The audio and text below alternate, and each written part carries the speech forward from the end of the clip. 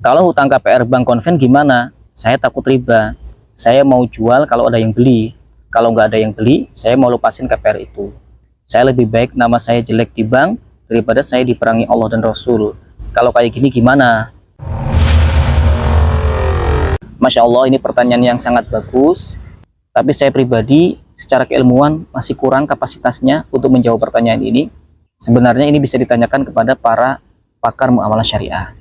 Tapi saya akan mencoba menjelaskan sedikit tentang riba. Apa itu riba? Secara singkat, riba adalah tambahan dalam pinjaman. Allah sangat tegas melarang transaksi riba.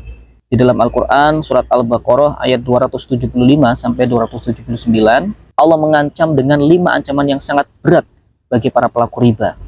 Nanti bisa dibuka silahkan suratnya, Al-Baqarah ayat 275 sampai 279. Salah satunya adalah diperangi oleh Allah Rasul. Satu-satunya dosa yang Allah mengumumkan peperangan atasnya adalah dosa riba. Bahkan di dalam hadis yang diriwayatkan oleh Ibnu Majah, Rasulullah bersabda, riba itu memiliki 70 pintu dosa. Dan dosa yang paling ringan adalah seperti menzinai ibu kandungnya sendiri. A'udzubillahi min dzalik. Jadi kesimpulannya, riba ini bukan dosa kecil, tapi dosa yang sangat mengerikan.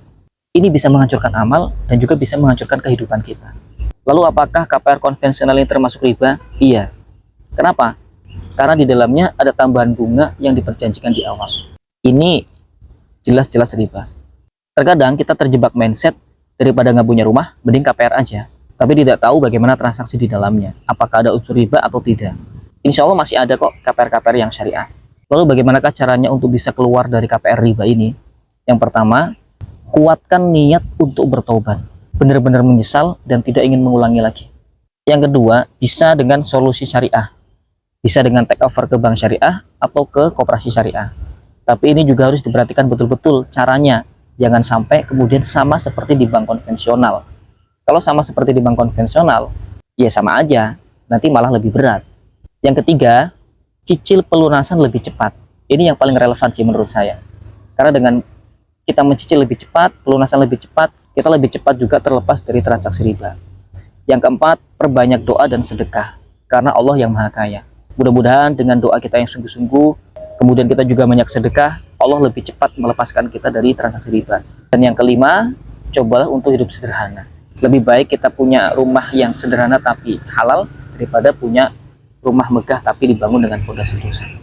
Jadi teman-teman semua, jangan malu terlihat miskin, tapi malulah jika kita terlihat kaya tapi dibangun dengan dosa riba. A'udzubillahi min dzalik.